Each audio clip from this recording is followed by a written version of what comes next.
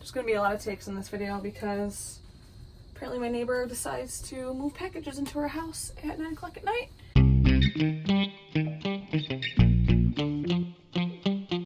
Hello you guys, welcome back to my channel.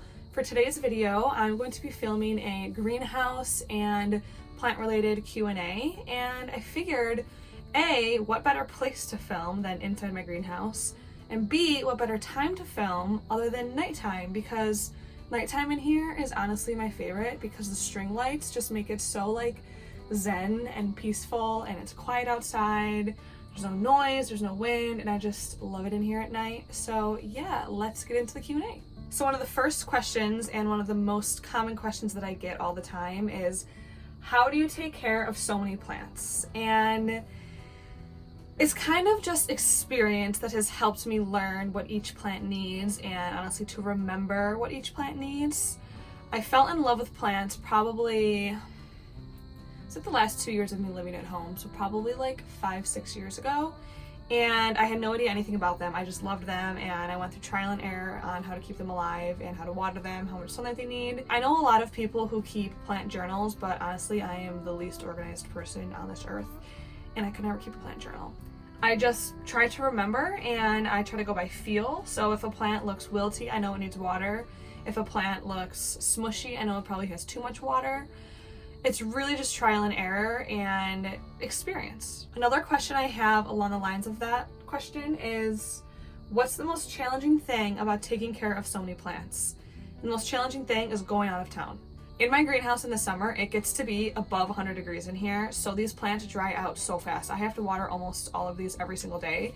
So when I go out of town, I don't really trust people to take care of my plants. That sounds really bad, but I'm kind of a control freak, and I need everything to have like the perfect amount of water and sunlight. So before I go out of town, I try to water them all like a bunch. I'll put a lot of them in saucers of water so they have enough water to last through like the week or however long I'm out. But yeah, going out of town is definitely the most challenging thing because I don't want my babies to die. Another question that I got is, and I have my computer over here by the way, if you're wondering why I keep looking over here, is helpful tips and tricks for someone just starting their greenhouse/plant collection. My number one piece of advice is get plants that are good for your environment. So if you have a low light house, don't go buying a bunch of cactus plants because these need a lot of sun. Same with succulents. Don't go buying a ton of succulents that are just going to die on you because you can't give them adequate sunlight. A lot of low light plants, and I have had a few people ask me what are good plants for homes that don't have a lot of light, are like philodendrons and what is around me? I don't think I have any in here because obviously my greenhouse gets pure sun all day, so I don't really have any low light plants in here. Philodendrons, pothos, ferns, some specific succulents can be in low light. Haworthia specifically can be in low light. Usually very dark colored succulents are okay in low light, but yeah, just make sure when you're starting out you don't go crazy buying like really difficult plants to care for, and make sure you know the conditions that your plant will thrive in. Also, please don't put a plant in a bathroom with no windows because that is literally putting the plant on its deathbed. There's so many different people who say as long as you have fluorescent light in there, it'll be okay, but honestly, it's not going to be okay. Sure, go ahead and put it in there. It'll probably be okay for like 3 to 6 months, but then it'll just slowly die. And what's the point of that? If you already know it's going to die, why would you put it in there? It's inevitable. Somebody asked me a question about an orchid. They said, repotted my orchid weeks ago and it is dying. Any tips? I've heard teabag method. I am not really the biggest fan of orchid. I love orchid cacti. I have like 5 orchid cacti just around me right now, but they're totally different than an orchid. Like this guy's an orchid cactus, this guy's an orchid cactus. There's one over here, I don't know if you can see it. But actual orchids, like flowering orchids, honestly, I have never had one. I just don't really love them, so I'm sorry, I cannot help you. I have no idea what the teabag method is, so good luck on that one. Another question is how to get rid of gnats on plants. The number one reason plants get gnats is because they're overwatered. Gnats are attracted to soggy, moist soil that has been soggy and moist for a long time. So if you have fungus gnats, which essentially look like tiny little fruit flies flying all around your plants, and they're super annoying because I have had them one time, then you're watering your soil too much. Some plants can tolerate that, so you might not notice directly in your plants, but that's the number one reason for fungus gnats. So let your plants dry out completely between waterings and your gnat problem should be eradicated. This one is cool. I'm trying to get my dad to build my mom a greenhouse. Any suggestions on materials? So I knew that when I wanted to build my greenhouse, I wanted to make it primarily out of old windows because I have seen so many cool pictures on Pinterest of old window greenhouses. But there's pros and cons. Pros, it's super cheap, and usually you can find old windows readily available like at the curb or at like local reuse stores. The cons are that I've had this greenhouse for just about a year and nothing fits anymore because wood, when it gets wet and hot and cold, it changes shape, it shrinks and expands. So my door does not fit into my door jamb. My windows, these two windows over here, do not fit in their sockets. And these two windows also don't fit in their sockets. So that's the bad part, is that before winter, I'm gonna have to take them all off and adjust them. The other bad part is that usually, like when you find an old window on the side of the road, you find one of them in one size. So I have two windows here that broke, and I honestly am never gonna be able to find this size window ever again. But if you were to use all corrugated plastic, like my roof is corrugated plastic, and I didn't make the whole greenhouse out of that because that is more expensive. I think one sheet of that was like 20 bucks, and my roof took 3 sheets. So if I would have made all of the walls and both front panels out of the corrugated plastic, it would have been pretty expensive. Honestly, the recycled route is such a fun way to go because you can customize your greenhouse however you want. I made this greenhouse with no blueprints, pretty much with no plans. I just made sure that I measured everything perfectly and that I got new wood for the main structure. So like all of the beams are new wood because I didn't want to risk using old crappy wood that would like fall down and break over time. But yeah, I would say corrugated plastic or recycled windows would be the 2 best options. Somebody asked me how I know where to put certain plants, amount of sunlight, etc. So obviously cactus plants and succulents need a lot of sunlight. That's just a given. Leafy plants that are very viney and drapey usually don't need bright sunlight. They usually need indirect sunlight. Some of the plants I have in here that are leafy and viney get direct sun all day, but I seasoned them to be able to handle that, if that makes sense. So I didn't just throw them in direct sun one day and hope for the best. You have to slowly introduce them into super bright light or else the leaves will burn and they will die, and I have definitely had that happen to me before. Trial and error. Sometimes I have moved plants around my house like 50 times because they are not happy, and you just kind of have to find that one specific spot that your plant seems to like.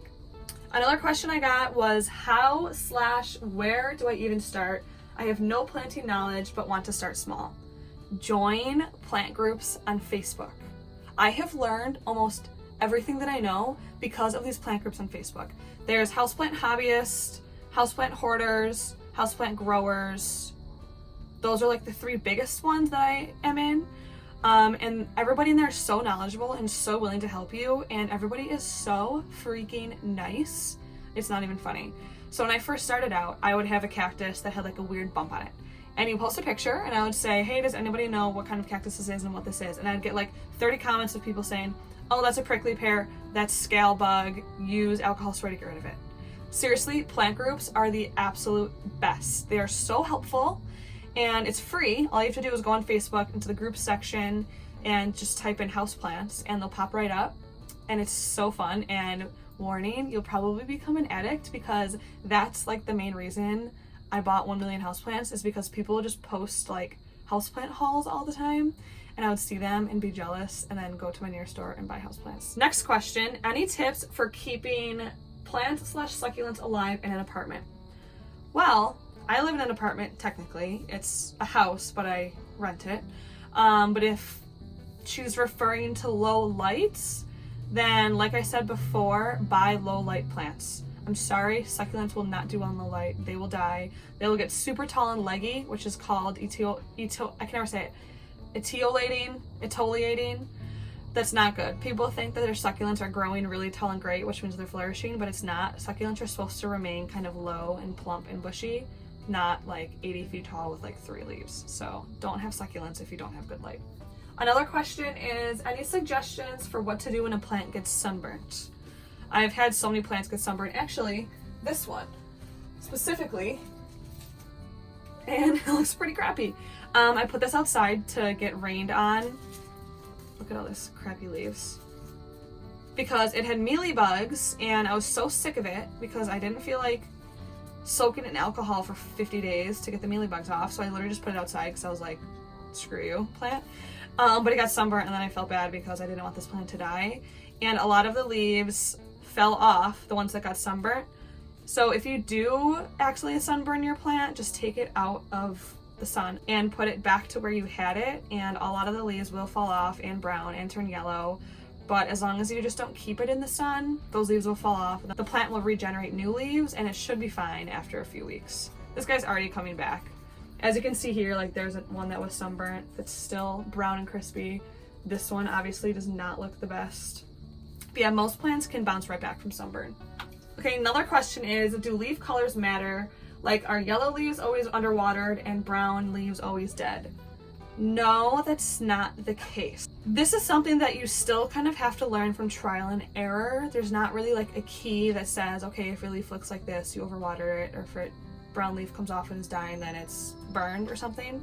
A lot of the times, people mistake yellow leaves for something wrong with the plants, but plants shed leaves. If the leaf is too old and not providing enough nutrients for the plant anymore, the plant will drop it, it'll turn yellow, and it'll come off. Like this, I think I picked them all off. Oh, here's one.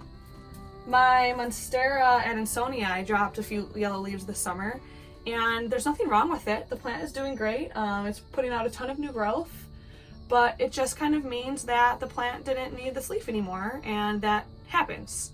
Now, brown crispy leaves usually can mean underwatering, and soggy leaves usually means overwatering, if that helps, but usually I don't go by color scale. Okay, I have to end this video now because Pepper is screeching to go inside and he's being annoying. But anyway, the last question I have is, what is your favorite plants? My favorite plant that I currently own is my variegated Monstera, because this thing is my pride and joy, my baby. It just put out this brand new leaf. Put out these two new leaves this summer, and it's so beautiful. But if I had to choose a favorite species of plants, honestly, I don't think that I'd be able to choose. I'm trying to think of some of my favorite plants that I have in here. This is definitely one of them because he's so fun. It's my old man cactus, and he's soft and he's so freaking fuzzy, like so fuzzy. And I just love him. This cactus, I think that you can see this guy. He's one of my favorites because when I was in Florida like 3 years ago, I picked off a bunch of these pads and brought them home, and it like flourished into this massive cactus plant. I love my rickrack because how do you not love this leaf? But yeah, anyway, I hope that you guys enjoyed this video. I hope that you learned a thing or two. And disclaimer, I am no plant expert. I'm not like a horticulturist or anything. I just learned all of this from trial and error. And like I said 100,000 times in this video, I think that's the best way to learn. But yeah, I like to think that I'm pretty knowledgeable about plants just because I've had them for so long. So if you have any other questions about plants, you can always comment below, or you can DM me on Instagram because I usually always answer plant-related questions on there. My Instagram is Vintage Chameleon. But yeah, I hope that you guys have an amazing night. Because especially in my greenhouse during the summer, this scares the crap out of me.